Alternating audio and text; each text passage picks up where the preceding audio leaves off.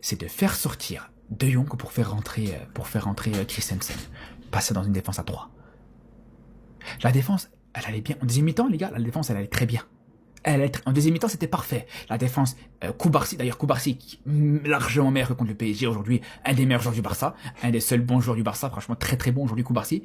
Il s'est vraiment rattrapé, moi qui pensais qu'il devait aller sur le banc pour, voilà, reprendre un petit peu en confiance, petit à petit être réintégré. Mais là, il était présent, les gars. Là, il était solide, les gars. Là, on reconnaît le vrai Koubarsi. Et c'est là où je vous dis, la défense centrale, Koubarsi et Garcia, faut plus rien toucher. Faut plus rien toucher. Si tu veux changer, tu mets Christensen.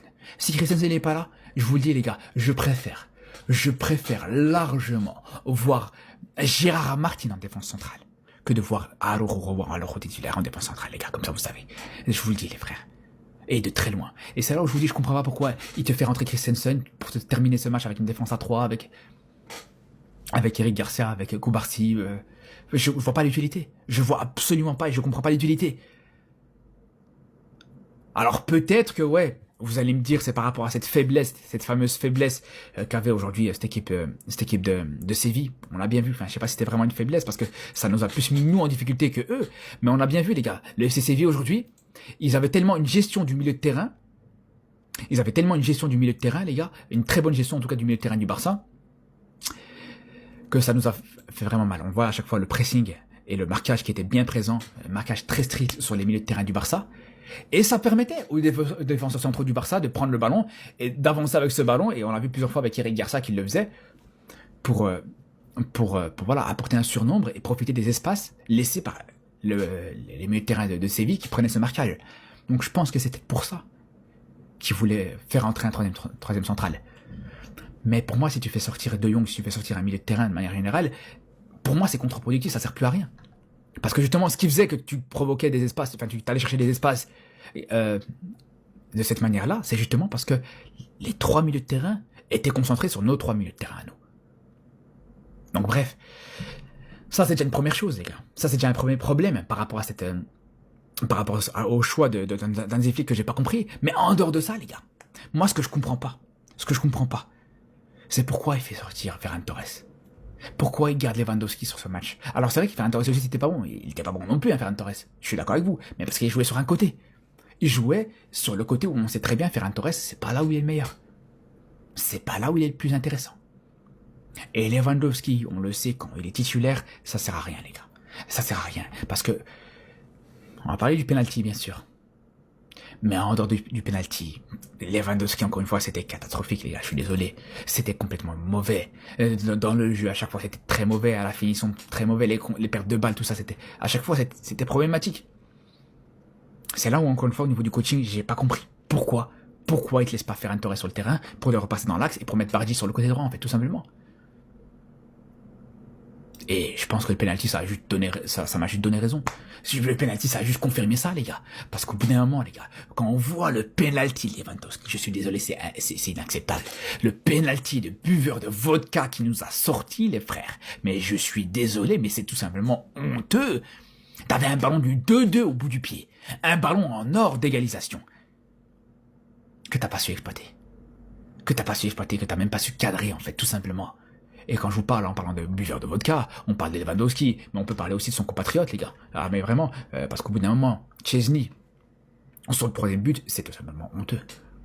Là, le plongeon qu'il fait, franchement, mais c'est une catastrophe, les gars. C'est une catastrophe. C'est là où tu te rends compte, au final, voilà, t'as une défense qui commence à se gérer petit à petit, une défense qui commence à être en place, mais juste derrière, t'as un gardien qui est catastrophique, les gars, qui se trouve complètement.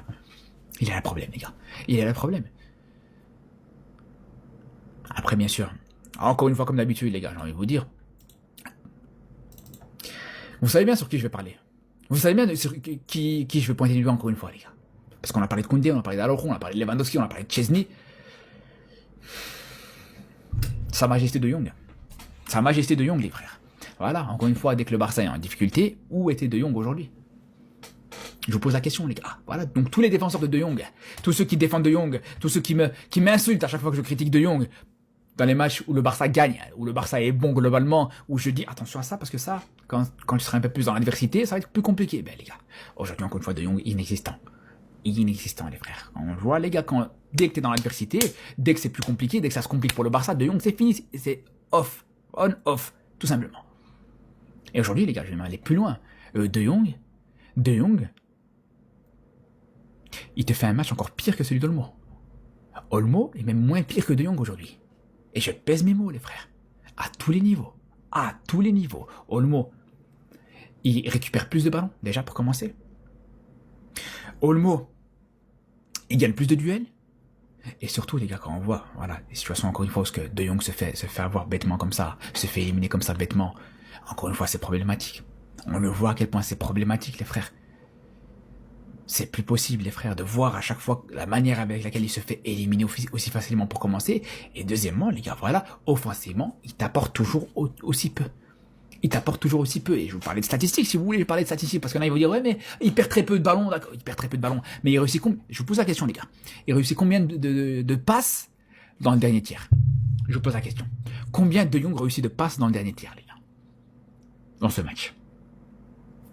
0. 0 passe réussie dans le dernier tiers, les gars. Donc, ok, il fait des passes en retrait, il fait des très bonnes passes en retrait pour Koubarsi, si vous voulez, des passes latérales pour Koundé, d'accord, pourquoi pas, mais quand c'est pour des passes dans le dernier tiers, là, il n'y a plus personne, les gars. Là, il n'y a plus personne. Et on peut me dire ce qu'on veut, hein, ouais, parce que, ouais, il y en a qui peuvent me sortir l'excuse de, ouais, mais c'est vrai que parce que on était en difficulté aujourd'hui, le match était... Les gars, je suis désolé. Je suis absolument désolé, frère. Mais quand on voit le match... Quand on voit le match de Pedri, encore une fois, t'as l'impression qu'il est tout seul au milieu de terrain. Il est absolument Pedri, et encore une fois, tout seul et complètement esselé au milieu de terrain. La seule lueur d'espoir, aujourd'hui, elle est littéralement venue de Pedri. Avec cette passe magistrale, cette passe majestueuse pour Rashford.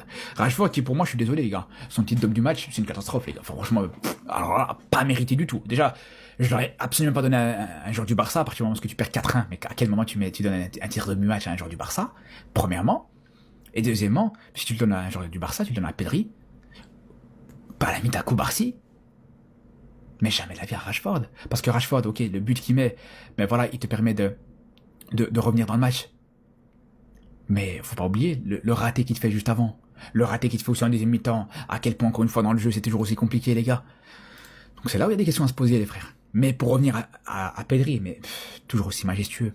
Toujours aussi majestueux, comme je vous dis, les gars, c'est vraiment celui qui t'apporte cette lueur d'espoir. Et c'est là où je vous dis, les frères. Le Barça aujourd'hui se résume à Yamal, Rafinha et Pedri. Ça se résume à ces 3 joueurs-là, en fait. C'est aussi simple que ça. Et quand on voit justement, même une situation où je vous disais, voilà, les joueurs du Barça étaient pris au marquage, étaient sur un marquage très strict, très serré, tout ça, les milieux de terrain surtout. Là où pour moi, Pedri m'impressionne, c'est sur une action pareille, les gars. Impressionnant. Impressionnant, les gars. C'est là où on voit l'intelligence de jeu de Pedri. C'est là où on voit vraiment le génie, j'ai envie de dire presque, de Pedri. Sur une situation pareille, on voit que voilà, il peut pas se retourner. Le marquage est très, très strict, très serré. Ça l'empêche de se retourner. Il va pas se retourner. Il a même pas besoin de se retourner. Il va te faire juste une passe, une talonnade comme ça entre les jambes de l'adversaire. Et il avait repéré l'espace au préalable et l'appel de Rashford. Et ça crée une grosse occasion, une des grosses occasions de Rashford sur ce match, les gars. Voilà. Mais aujourd'hui, le match se résume à Pedri, qui a été bon, Koubarsi, et l'entrée d'Eric Garcia. Je vous disais, les gars, l'entrée d'Eric Garcia, pour moi, les frères, c'est simple. L'entrée d'Eric Garcia, en 2 minutes, hein, je pèse mes mots, en 2 minutes, les frères, Eric Garcia, pour moi, il avait déjà fait un meilleur match qu'Araujo, les gars, tout simplement. Regardez, l'une des passes, encore une fois, l'une des grosses occasions de Rashford. Ça vient de qui? Ça vient cette fois-ci d'Eric Garcia. Quand c'est pas Pedri, c'est Eric Garcia. Regardez la passe. Voilà. Pour Rashford directement. Il t'élimine tout le bloc adverse. Voilà. Vous voyez comment il arrive à t'illuminer le jeu?